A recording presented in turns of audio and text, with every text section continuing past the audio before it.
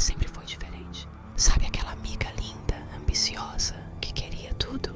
Ela não aceitava ter uma vida comum. Queria mais, sempre mais. E um dia conseguiu. Dinheiro, viagens, luxo, homens poderosos aos pés dela. Só que ninguém sabia o preço. Ninguém via a cobra. Ninguém ouvia o que ela ouvia à noite. Todo mundo só enxergava a superfície. Mas eu vi o que estava por trás. Eu vi a transformação. E agora eu tô aqui pra te contar tudo. Mas antes de continuar, te faço um aviso. Cuidado com o que você deseja. Porque se desejar forte demais, a porta se abre.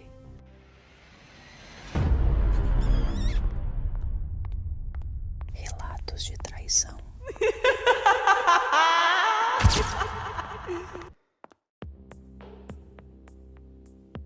Tem coisas que a gente nunca imagina contar em voz alta, mas chega um ponto que o silêncio pesa mais do que qualquer pecado. Eu nunca fui de me fazer de vítima, mas o que eu vou contar aqui é real. Não quero conselhos, nem orações, nem julgamento. Só quero contar. A verdade é que eu fiz um pacto. E não foi por desespero. Não foi por necessidade. Foi por ambição. E por inveja. Eu sei que parece horrível admitir isso. Mas eu sempre fui o tipo de pessoa que queria mais. Queria tudo. Queria o luxo, o glamour, a sensação de ser desejada, servida, mimada.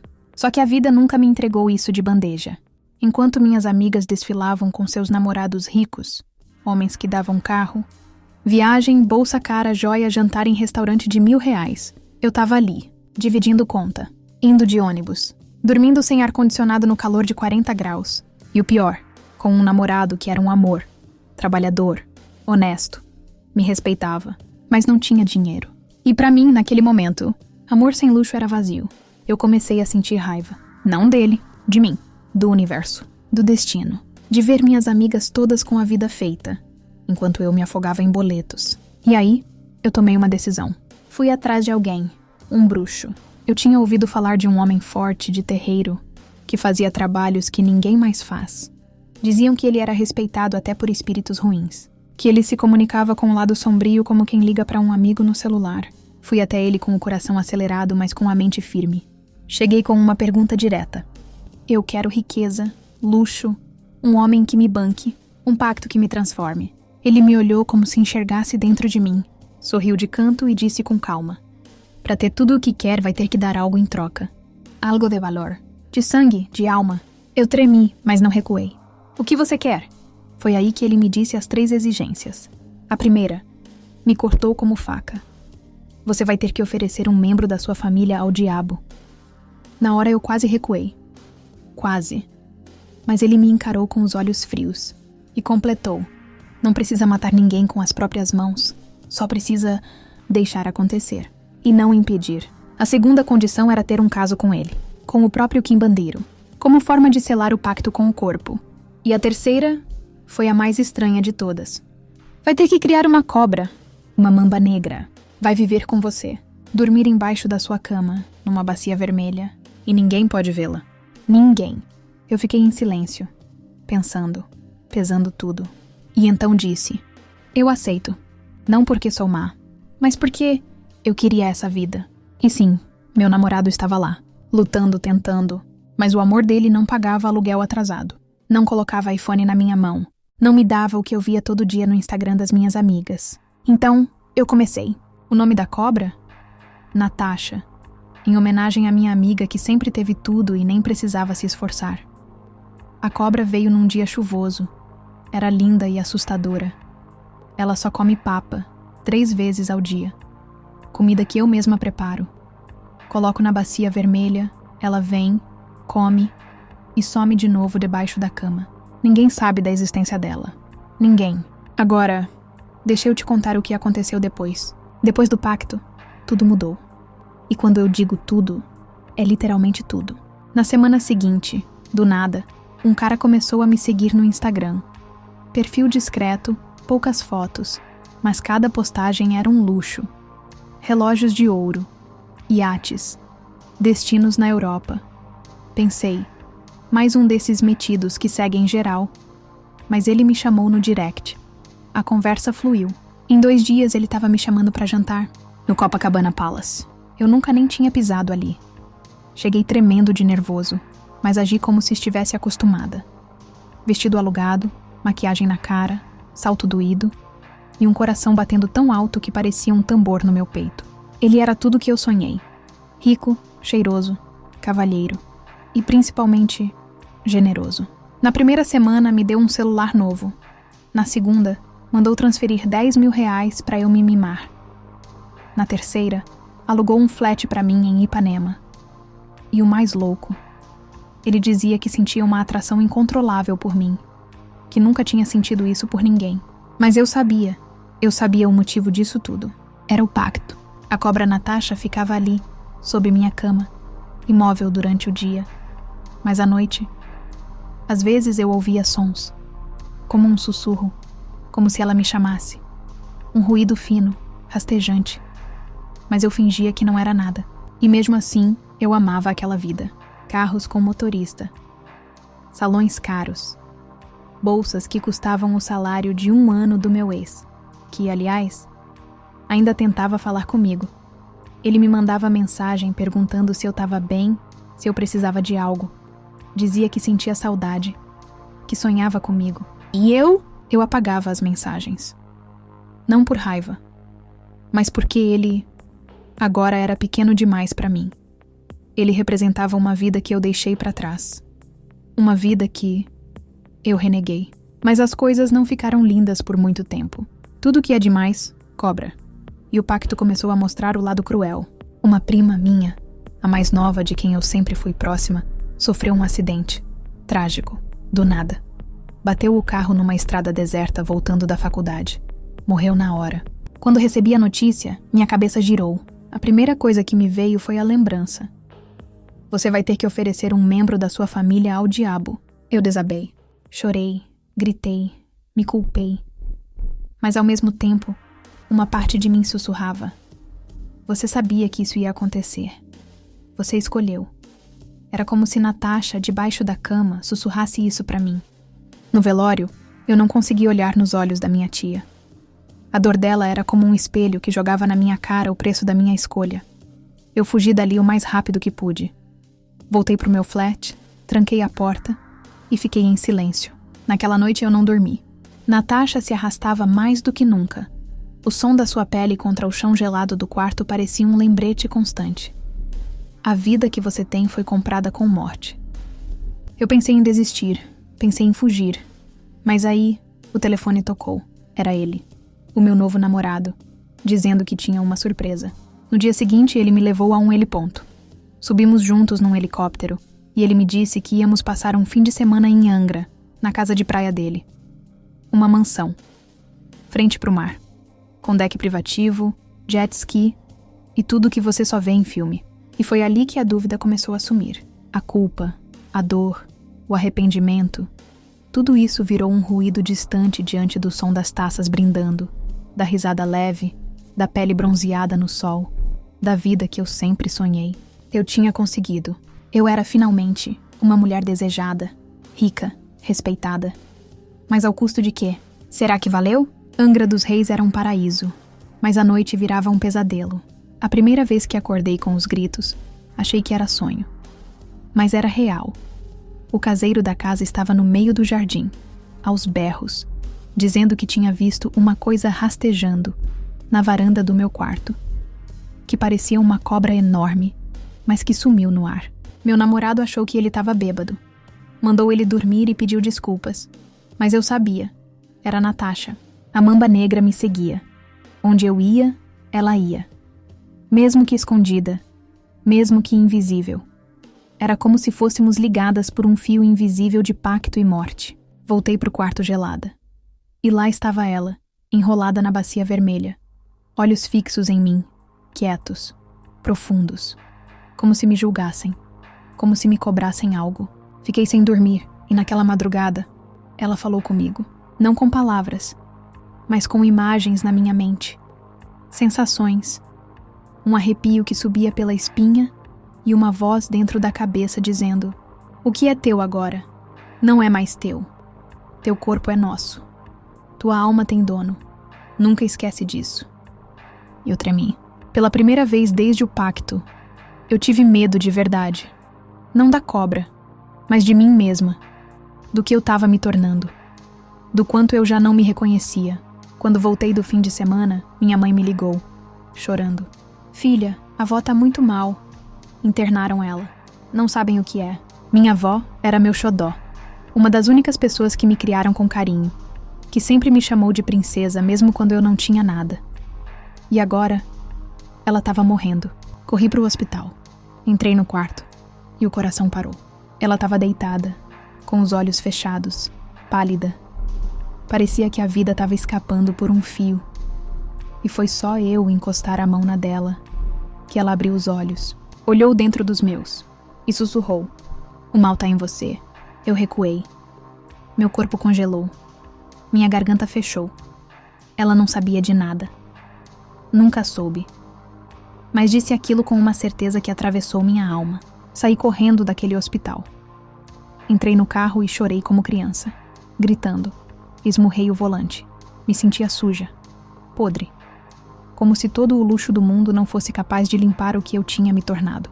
Mas à noite, adivinha? Transferência de R$30 mil na minha conta. Uma bolsa nova me esperando no flat. Um motorista dizendo: "Seu namorado mandou te buscar para jantar em Paris." Paris. Como negar? Como dizer não para isso tudo? Fui. Me vesti. Sentei no avião particular. Bebi espumante. Tirei foto do pôr do sol sobre as nuvens. Postei com legenda em francês, como se tivesse nascido ali. Como se aquele mundo fosse meu de verdade. Mas no fundo, eu sabia que eu era só uma convidada no banquete do diabo. E convidados, uma hora tem que pagar a conta. Paris foi um sonho. Mas foi ali também que a coisa começou a virar um pesadelo aberto. Logo na primeira noite, no Hotel 5 Estrelas, algo estranho aconteceu. Eu estava no banheiro, me arrumando para jantar, quando o espelho começou a embaçar, mesmo sem ter tomado banho. E aí, sem explicação, as gotas de vapor se juntaram formando uma palavra, bem clara. Devota. Parei, travei, respiração curta, pele arrepiada. Esfreguei o espelho com a toalha, tremendo. Nada ali fazia sentido. Era como se o próprio ambiente me lembrasse quem eu era agora. Devota. Não de Deus. Não de nada puro. Mas do pacto, da sombra, daquilo que rastejava sob a minha cama toda noite. Naquela mesma madrugada, acordei com um barulho forte. Como se algo tivesse quebrado dentro do quarto. Acordei meu namorado desesperada. Você ouviu isso? Ele calmo disse que não, que estava tudo em silêncio. Mas eu sabia que tinha escutado. E o pior, ao olhar para o canto do quarto, eu vi ela, Natasha, enrolada como sempre, mas com os olhos fixos. Não em mim, nele. Ela encarava o homem que estava me bancando, o homem que era meu prêmio do pacto. E naquele olhar, eu entendi algo que me fez gelar. Ele era só mais uma parte do jogo, um peão, um brinquedo. E quando não servisse mais, ia ser descartado. Voltei para o Brasil alguns dias depois com a cabeça confusa, me sentindo esvaziada. Eu estava cercada de luxo, mas por dentro, algo estava me corroendo. Era como se a cada presente caro, uma parte da minha alma fosse arrancada, embolorada, esquecida. E aí veio o segundo aviso. A avó morreu, silenciosamente, sem dor, segundo os médicos. Mas eu sabia. A morte dela tinha gosto de sacrifício. E o cheiro da perda era o mesmo da noite em que o bruxo me entregou a bacia vermelha. Fui no enterro com óculos escuros, maquiagem à prova d'água e coração de pedra. Porque se eu deixasse a emoção sair, eu desmoronava ali, na frente de todos. Minhas tias me olhavam com desconfiança. Uma delas chegou a dizer baixinho, me olhando nos olhos: "Tem alguma coisa errada com você, eu sinto." Eu não respondi, só virei as costas. Mas aquilo me corroeu. Naquela mesma noite, de volta ao flat, eu sentei no chão do quarto e chorei. Baixinho, pra Natasha não ouvir. Eu sei, parece loucura, mas eu já sentia como se ela me ouvisse.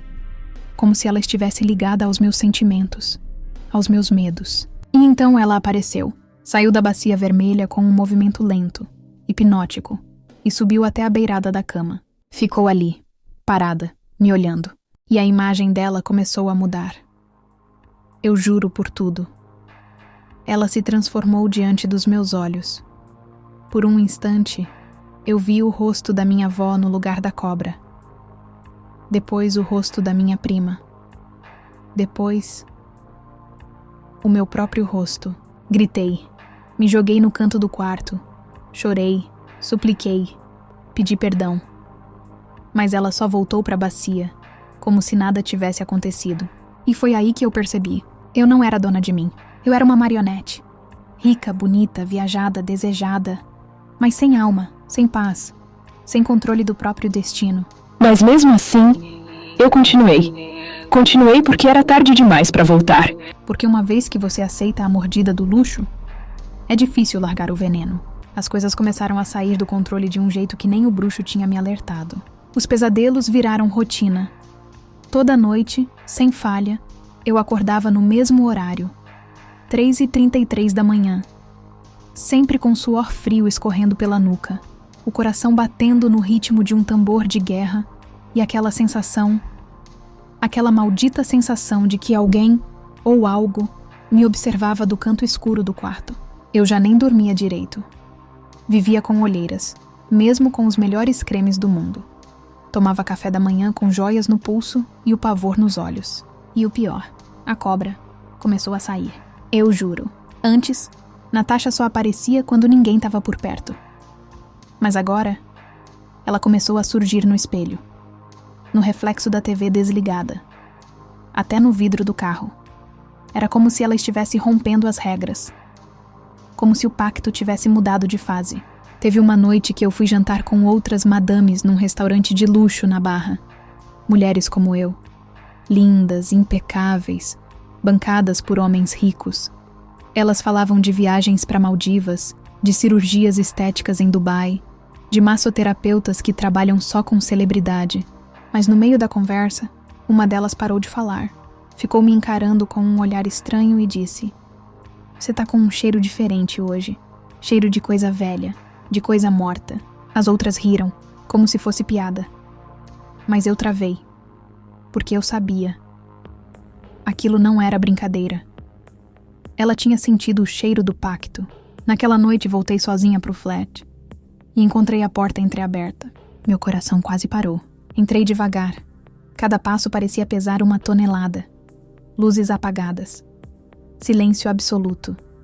E quando abri a porta do quarto, lá estava ela, Natasha, no meio do chão, enrolada em volta de algo que eu não conseguia ver de imediato. Me aproximei com a respiração presa e quase desmaiei. Ela estava enrolada numa foto minha com minha mãe, rasgada, queimada nas pontas e manchada de sangue. Foi a primeira vez que eu senti ódio da cobra, que eu quis matá-la, pegar uma faca, um veneno, qualquer coisa. Mas quando eu dei um passo à frente, ela se ergueu, como se tivesse 3 metros de altura. E o quarto inteiro pareceu girar. Senti um peso no peito. Faltou o ar. E aí ela falou, dessa vez com uma voz, audível, rastejante, quente e gelada ao mesmo tempo. "Mas se ousar me tocar, a próxima será tua mãe." Desabei no chão, tremendo, me mijando de medo, chorando como nunca chorei na vida. Eu queria fugir. Largar tudo, ir para a igreja, gritar, confessar. Mas eu não podia, porque eu sabia. Eu tinha feito um contrato sem volta. E o bruxo sumiu. Eu tentei falar com ele. Liguei. Mandei mensagem. Fui até onde ele atendia antes. Nada. Desaparecido. Como se nunca tivesse existido. Como se fosse só mais uma sombra da qual eu nunca mais ia escapar. E aí veio o golpe final daquele mês. Minha mãe teve um AVC. Foi do nada. Um susto. Desmaiou em casa. Foi levada às pressas para o hospital. Eu fiquei fora de mim. Corri até lá. Entrei no quarto. Ajoelhei do lado dela. E pela primeira vez em muito tempo, rezei. Supliquei. Chorei de verdade. Mas lá dentro, no fundo mais escuro da minha consciência, eu sabia o motivo. Ela era o próximo nome na lista. E eu só podia assistir. Minha mãe ficou em coma. Os médicos diziam que era grave, mas que ainda havia esperança. Eu fingia acreditar. Mas lá dentro, eu sabia. Sabia que não era só uma questão médica. Sabia que aquela cama de hospital era mais uma consequência da escolha que eu fiz lá atrás. Uma troca. Um preço. Naquela noite, eu sentei na sala do flat, ainda com a pulseira do hospital no braço, e olhei para a bacia vermelha. Natasha não estava lá. Pela primeira vez desde o pacto, a bacia estava vazia. Um vazio que gelava o coração, que dava a sensação de que alguma coisa estava solta e decidida a cobrar. Acendi todas as luzes da casa. Rezei, chorei. Tentei ligar o som alto para distrair a cabeça. Mas não adiantava. A cada canto da casa, eu sentia a presença dela. A sombra, o rastejo invisível, o olhar dela em mim. E então, ela apareceu. No teto, sim. No teto do meu quarto. Enrolada nas vigas como uma coisa impossível. Com os olhos vermelhos. Sim, vermelhos. Não era mais a mesma cobra de antes. Era uma coisa diferente. Mais sombria. Mais viva. Mais demoníaca. Ela desceu pelo canto da parede como um espectro, sem fazer barulho, e veio até mim. Eu não gritei. Eu não fugi, porque eu sabia que não adiantava. Eu só chorei. E pela segunda vez, ela falou. Dessa vez, mais clara, mais nítida. Como se tivesse dentro da minha mente, ecoando. Você quis a vida das outras. Agora vive a morte delas. Meu corpo inteiro arrepiou.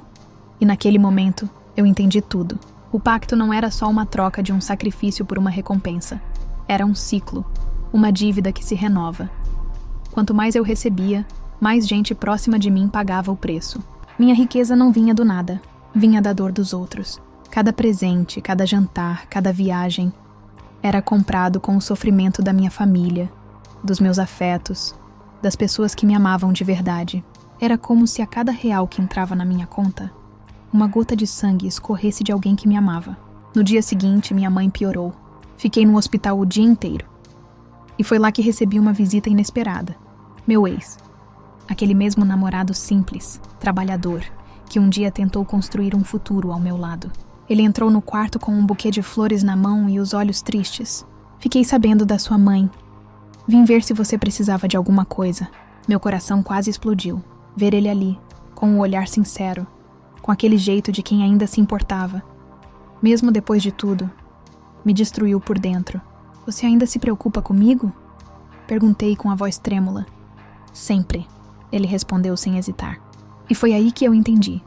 Ele era o próximo, porque agora o jogo era esse. Tudo que eu amava, tudo que me tocava de forma verdadeira, virava alvo. Era como se o pacto sentisse afeição como fraqueza e destruísse tudo que me fizesse lembrar de quem eu era antes. Naquela noite voltei pro flat com o peito em ruínas. E no meio da madrugada recebi uma ligação. A senhora pode vir ao hospital? Houve uma complicação. Corri, cheguei com o coração na boca. Mas não era minha mãe. Era ele, meu ex. Tinha sido assaltado, esfaqueado. Táxi, esquina errada. Azar. Foi o que os enfermeiros disseram. Mas eu sabia que não era azar. Eu sabia. Era o pacto mostrando os dentes. E eu? Eu gritei. Gritei no meio da recepção. Me joguei no chão. Me rasguei por dentro. Porque ali mesmo, eu entendi a verdade mais cruel de todas. O luxo me vestiu de ouro, mas me despiu da alma. O quarto do hospital era frio. Tinha um cheiro de desinfetante misturado com sangue e sofrimento. Meu ex estava desacordado, ligado em fios, com o rosto pálido, respirando com dificuldade. Aquela cena me partiu. Eu sentei ao lado dele, peguei sua mão e senti pela primeira vez em muito tempo uma coisa que eu já tinha esquecido. Humanidade. Ali não tinha cartão black, nem bolsa grifada, nem Paris. Ali só tinha dor. A dor de quem ainda me amava, mesmo depois de eu ter virado um monstro com salto alto. Me afastei da cama e fui pro banheiro do hospital. Tranquei a porta. Me olhei no espelho. E eu juro por tudo, não era mais eu. Meu reflexo estava distorcido. Os olhos pareciam mais escuros, fundos. A pele mais acinzentada. E por um segundo, só um segundo, eu vi escamas surgindo no meu pescoço. Escamas de cobra, pretas, lustrosas, como se o pacto estivesse começando a me transformar, fisicamente. Bati no espelho com força. Gritei, comecei a rir e a chorar ao mesmo tempo. Eu estava perdendo o juízo. Ou melhor, já tinha perdido. Voltei pro flat destruída. E Natasha estava lá, no teto da sala, girando lentamente em círculos. Como se flutuasse. Como se zombasse de mim. Ela desceu, silenciosa. Se arrastou até mim e deu mais uma mensagem. Não com palavras, mas com imagens mentais, como sempre fazia. Eu vi um caixão, uma igreja, um velório. E o rosto da minha mãe. Caí de joelhos. "Chega!" gritei. "Eu dou tudo de volta. Eu devolvo os presentes, os carros, a vida de luxo. Pode levar tudo, mas deixa minha mãe em paz." O ar ficou pesado. A casa ficou escura, como se a luz tivesse sido sugada. E aí eu ouvi a voz dela, mais baixa, mais lenta, quase carinhosa. "A alma não tem devolução. O que foi entregue pertence. A troca é eterna." Ali eu entendi. Não existia mais volta. A única coisa que eu podia fazer era tentar atrasar o inevitável. No dia seguinte, fui procurar uma benzedeira. Alguém falou dela num grupo secreto de mulheres no WhatsApp. Diziam que ela via o que os outros não viam, que ajudava sem cobrar. Cheguei na casa dela em Realengo. Uma senhora simples, de vestido florido, com o olhar mais profundo que eu já vi. Assim que ela me viu, não perguntou nada. Só disse: "Você mexeu onde não devia, e agora a coisa anda com você." Ela me levou para o fundo da casa, acendeu uma vela, jogou umas ervas numa panela com água e começou a rezar. O cheiro era forte. A fumaça me envolveu. E aí, ela parou. Ficou pálida. A vela apagou sozinha. "Sai da minha casa, agora." "O quê?" "Sai. Não posso tocar em você. Tem uma entidade te rondando, uma serpente do fundo. Se eu mexer, ela me leva." Eu saí de lá tremendo, humilhada, com medo, sozinha. Voltei para casa sem rumo. Sentei no chão do quarto e encarei a bacia vermelha.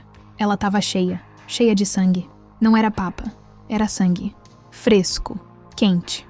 E ali, bem no meio, Natasha me olhava. Como se dissesse: "A próxima gota será tua."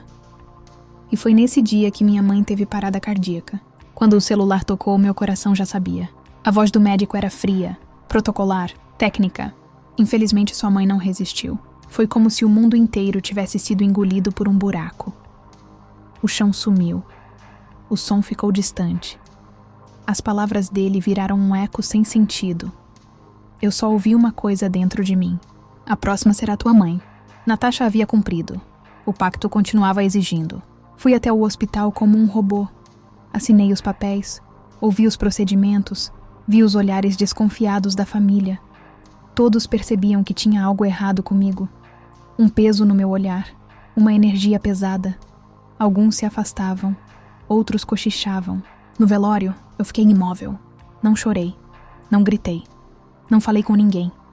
Só fiquei olhando o caixão e sentindo por dentro o que ninguém podia ver. A culpa devorando a minha carne por dentro. E mesmo assim, naquela mesma noite minha conta recebeu um Pix de R$100 mil. Sem remetente, sem mensagem. Só o dinheiro. Uma recompensa pela alma da minha mãe. Foi nesse dia que eu entendi. O pacto não queria só sacrifícios. Ele queria destruir quem eu era. Me fazer amar a dor. Me ensinar a sorrir no luto. Me transformar por completo. Eu me tranquei em casa por dias. Não saía, não comia, não falava com ninguém. E Natasha ficou diferente. Mais ativa. Mais inquieta. Como se estivesse se alimentando da minha dor. Às vezes ela surgia no teto, nas paredes, no espelho, até no som da descarga. Juro. Era como se a casa inteira tivesse virado o corpo dela. Uma noite, acordei com o som da TV ligada sozinha. A imagem era só estática. Mas no fundo, bem baixinho, dava para ouvir vozes. Ela entregou. Ela entregou. Ela entregou. Levantei como uma louca, desliguei tudo. Fui até a bacia vermelha, e lá estava ela. Dessa vez, com um ovo. Sim, um ovo preto, grande, coberto por uma gosma escura.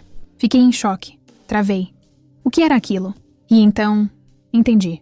Natasha estava se multiplicando. Mais cobras. Mais entidades. Mais destruição vindo. Voltei a procurar o bruxo com tudo que eu tinha. Dinheiro, promessas, desespero. Achei uma mulher que dizia conhecer ele. Ela me deu um endereço numa estrada de terra no interior. Dirigi por horas, no meio da noite. Chuva pesada, estrada deserta, medo em cada curva. Cheguei numa cabana, velha, cheia de símbolos, caveiras de animal, velas pretas. Ele estava lá, mas diferente, mais magro, olhos fundos, pele cinzenta, como se o próprio pacto tivesse sugado ele também. Quando me viu, sorriu fraco. Eu sabia que você ia voltar. Todos voltam. Caí de joelhos. Me ajuda, eu quero sair disso. Eu perco tudo, mas quero sair. Por favor. Ele olhou nos meus olhos com calma e disse: Você não entendeu ainda, né? O quê? Você não foi escolhida pelo pacto. Foi criada para ele. Eu travei. Como assim? Você acha que foi coincidência querer tanto essa vida? Ter inveja? Procurar por mim? Não. Eles plantaram isso em você. Desde pequena. Eles moldaram seus desejos, alimentaram sua ganância, para no momento certo, você oferecer sua alma por vontade própria. Arfei. Senti a alma sair do corpo. Então, eu nunca tive escolha? Ele balançou a cabeça devagar. Te deram a ilusão de liberdade. Mas o final sempre seria esse. Saí de lá como um zumbi. Voltei para casa. E o ovo na bacia tinha rachado. De dentro dele saiu uma segunda cobra, menor, mais ágil, com olhos vermelhos intensos e com um detalhe que me fez perder o ar. Ela tinha a minha voz. Sim, quando ela sibilou, foi como ouvir eu mesma chorando. E naquele momento eu entendi. Eu estava dando à luz a minha própria condenação. A nova cobra não parava de me seguir. Ela era menor, sim, mas era mais rápida, mais inquieta e mais cruel. Tinha algo no olhar dela que me fazia tremer. Como se me conhecesse por dentro. Como se lesse meus pensamentos antes mesmo de eu ter coragem de sentir. Ela me observava no banho, me encarava no espelho. Dormia no travesseiro do lado. Era como se ela fosse uma extensão da minha culpa. Natasha continuava sob a cama. Silenciosa, poderosa, ocupando aquele espaço escuro com a soberania de uma entidade. Mas a pequena, que eu nem tive coragem de dar nome, essa me lembrava o tempo inteiro que o inferno que eu tinha invocado não ia parar de crescer. Comecei a perder peso. Meus cabelos começaram a cair. Minhas unhas ficaram quebradiças. Os médicos diziam que era estresse, mas eu sabia. Era o pacto me comendo de dentro para fora. Como se a cada noite, uma parte da minha carne fosse sendo devorada, sem eu perceber. E então, os mortos começaram a aparecer. Sim, mortos. Eu via minha mãe parada na cozinha. Minha prima sentada no sofá. Minha avó no espelho do banheiro. Sempre caladas. Sempre olhando fixo para mim. Sem acusar. Sem ameaçar. Só olhando. Como se esperassem que eu me arrependesse de verdade. Mas eu não conseguia. Eu tentava. Eu dizia que sim. Mas no fundo, ainda amava a vida que eu tive. As joias, as viagens, o dinheiro. Eu amava. E é isso que mais me condenava. Porque não existe libertação sem renúncia. E eu não queria renunciar. Por isso continuei. Fingindo viver. Fingindo ser feliz nas redes. Postava fotos sorrindo, com legenda tipo gratidão, enquanto o chão da minha casa tremia de madrugada e a bacia vermelha se enchia sozinha de sangue. A pequena cobra começou a falar, não com palavras, mas com sussurros. E quando eu dormia, ela rastejava pelo meu corpo, se enrolava no meu pescoço, sussurrava em voz fina, aguda, usando minha própria entonação. Você é minha, você me pariu, você me alimenta, você me ama. Sim, ela dizia que eu amava ela. E talvez fosse verdade, porque eu comecei a criar um apego doentio, a limpar a bacia com carinho, a comprar velas vermelhas, a ouvir vozes em línguas que eu nunca aprendi.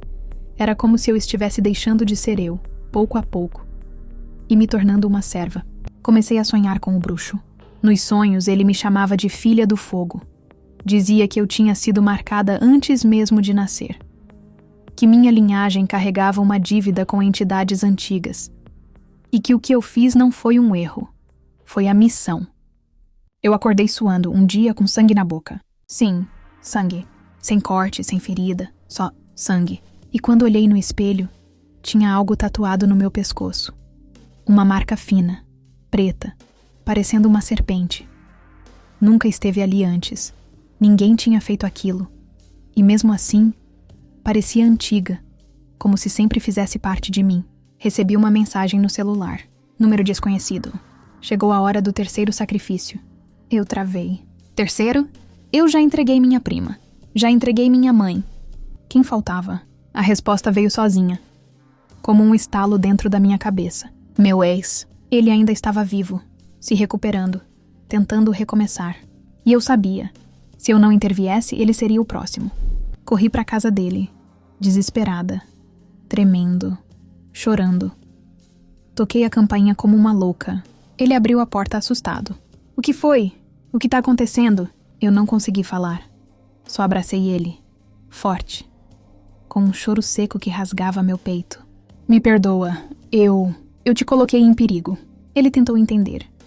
Me acalmou. Disse que estava tudo bem, mas eu sabia. Aquela noite seria decisiva. E foi. A casa do meu ex naquela noite parecia silenciosa demais. Não um silêncio de paz. Era o tipo de silêncio que antecede tempestade, que grita por dentro, que te avisa. Alguém tá prestes a morrer. Eu tentei agir normal.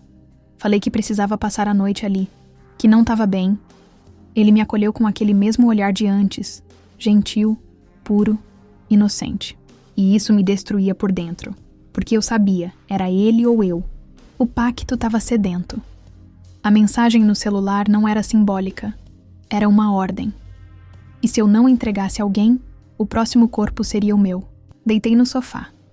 Ele foi preparar um chá, e eu tremia. Por dentro, por fora, por todos os lados. E então, ela apareceu. A cobra pequena, a que nasceu do ovo, com minha voz. Ela saiu da minha bolsa. Sim, eu sem perceber trouxe ela comigo. Ela rastejou até a cozinha. Silenciosa. Pronta. Instintiva. Me levantei num pulo. Corri até lá e a vi pronta para atacar. Meu ex estava de costas, mexendo no fogão. E ela já erguia a cabeça. O veneno pronto nas presas, como um sussurro de morte. E naquele segundo, tudo parou. Era eu, ali, com o poder de escolher. Eu deixava acontecer e vivia. Ou eu interferia e provavelmente morria. Minhas pernas travaram. A garganta secou. Mas quando olhei para o rosto dele, aquela expressão calma, de quem ainda acreditava em mim, eu quebrei. Corri, gritei, me joguei no chão, agarrei a cobra com as mãos nuas, com nojo, com medo, com tudo. E ela mordeu. Meu braço. A dor foi insuportável. Um fogo, como se lava entrasse pela pele. Mas eu não soltei. Agarrei ela com força, como se meu ódio pudesse queimar aquela criatura que eu mesma tinha posto no mundo. Ele veio correndo, me viu no chão, me ajudou. A cobra se debateu, se contorceu e morreu. Sim, morreu nas minhas mãos. Mas o preço veio. Na hora. Eu desmaiei. Fui parar no hospital. Convulsões. Febre de 42 graus, delírios. Fiquei internada por dias. Dizem que quase morri. Mas foi no delírio da febre que eu vi ela, Natasha. Não mais cobra, não mais serpente. Agora ela era uma mulher. Linda, perfeita, mas com olhos escuros como abismo. Sentou na beira do leito, sorriu e disse: "Você fez a escolha certa, mas toda escolha certa cobra o triplo." Eu tentei falar, tentei pedir perdão, mas ela me silenciou com um gesto. "Você já é minha, sempre foi. A diferença é que agora você me pertence inteira." E então ela entrou dentro de mim, não de forma literal, mas como uma sombra, uma fumaça escura que mergulhou pelos meus olhos e me preencheu por dentro. Eu acordei do coma 3 dias depois. Os médicos disseram que foi milagre, mas eu sabia, eu não acordei sozinha. Tinha algo comigo, algo dentro de mim. Hoje, meses depois, eu vivo. Mas não sou mais eu. Sou um corpo com alma dividida. Eu vejo coisas, ouço vozes. Meu reflexo às vezes muda. À noite, eu acordo e estou de pé, em frente ao espelho, sem lembrar como fui parar ali. E tem dias em que eu falo em línguas que não conheço. Sim, eu voltei a viver. Voltei a andar, a sorrir, a existir. Mas tudo que faço agora é com ela dentro de mim. Natasha, a serpente que virou parte de mim. A entidade que me alimenta, que me veste, que me guia. E quer saber o mais assustador? Eu gosto. Depois do coma, minha vida voltou ao normal. Ou pelo menos, era isso que as pessoas viam. Meu ex voltou para a cidade dele. Disse que precisava de um tempo. E eu entendi. Não tentei segurar. Porque agora, eu era um perigo ambulante. um ímã de tragédia. E ele não merecia viver na mira do que mora dentro de mim. As redes sociais voltaram com tudo. As marcas voltaram a me mandar presentes, parcerias, publis, convites. Minha vida social parecia florescer como nunca. Natasha não falava mais. Ela sentia por mim. Sussurrava ideias. Despertava vontades. Influenciava decisões. E o pior, eu deixava. Porque a verdade é, eu comecei a gostar do poder. Sim, poder. Não tô falando só de dinheiro. Tô falando de dominar um ambiente quando entro. De fazer pessoas se calarem com um olhar. De perceber quando alguém mente. De influenciar sem dizer uma palavra. Era como se a entidade me desse mais que bens materiais. Ela me deu presença, mas isso também cobrou. Porque quanto mais eu crescia, mais as pessoas ao redor caíam. Uma amiga minha, uma das que eu mais invejava lá no começo, lembra? Aquela que inspirou o nome da cobra, foi encontrada morta. Overdose. Outra teve um surto e sumiu. Ninguém nunca mais achou. E tudo isso acontecia dias depois de elas me visitarem. De passarem tempo comigo. De sentarem no meu sofá. De tocarem na minha mão. É como se eu tivesse virado veneno social. Mas um veneno doce. Desejável. Aquele que mata devagar. E sabe o que é mais insano? Eu comecei a ser procurada por outras mulheres. Sim, mulheres que me mandavam mensagem me pedindo ajuda. Dizendo que sentiam algo diferente em mim. Que queriam ter o que eu tenho. Que fariam qualquer coisa para viver como eu vivo. E foi aí que eu entendi o verdadeiro propósito do pacto. Multiplicação. Eu não era só vítima. Eu era isca. Era a propaganda perfeita do inferno. Bonita, rica, desejada, sedutora, bem-sucedida e completamente podre por dentro. E agora era minha vez de espalhar, de iniciar outras, de levar a Natasha para dentro de outras almas, disfarçada de oportunidade, de empoderamento, de sucesso, porque o diabo não aparece com tridente. Ele aparece com um feed impecável no Instagram e uma vida que todo mundo quer copiar. Hoje, eu ando com salto alto, batom caro, perfume francês, mas por dentro, eu sou outra coisa. Sou casa de uma entidade que não dorme. Sou uma boca que sussurra mentiras doces. Sou o espelho de tudo que você deseja. E se você olhar pra mim por tempo demais, com inveja nos olhos, eu entro. Sim, entro pela tua vontade. Pelo teu desejo de ter o que eu tenho. E quando você menos esperar, vai acordar um dia, com uma bacia vermelha debaixo da cama. E uma cobra te observando. Do mesmo jeito que tudo começou comigo. Meses se passaram. Eu me tornei o que sempre quis ser, aos olhos dos outros. Mulheres me param na rua para perguntar onde comprei minha bolsa. Homens me seguem com os olhos como se eu fosse feita de ouro. Marcas me contratam. Agências me ligam. Convites de festas exclusivas chegam toda semana, mas ninguém sabe o que realmente habita meu corpo. Ninguém ouve as vozes no escuro. Ninguém vê as marcas que surgem no meu corpo à noite e somem pela manhã. Ninguém percebe que quando eu olho no espelho, meus olhos já não são mais só meus. Eu perdi a alma, mas ganhei presença. Perdi o amor, mas ganhei poder. Perdi o direito de ser livre, mas me tornei irresistível. E agora é a minha vez de escolher. Sim, o pacto exige mais. Novas devotas. E eu as encontro todos os dias. Nos comentários das minhas fotos. Nas mensagens desesperadas de meninas que dizem: Amiga, como você conseguiu essa vida? Me ensinem a ser assim. Quero ser igual a você. Elas acham que é sorte. Elas acham que é estética. Elas acham que é só manifestação. Mas mal sabem que a única coisa que eu manifestei foi o inferno dentro de mim. Hoje eu não ofereço mais membros da minha família. Hoje eu ofereço as suas. Sim. Quando uma delas me pede pra ensinar, eu ensino. Ensino a comprar a bacia, a alimentar a cobra, a sussurrar o nome certo às 3h33 da madrugada, a repetir o encantamento com a vela vermelha. Eu assisto pela câmera do celular elas fazendo cada passo. E quando elas terminam, eu sorrio. Porque mais uma se foi, mais uma caiu, mais uma abriu a porta da própria alma, achando que estava entrando num quarto de luxo.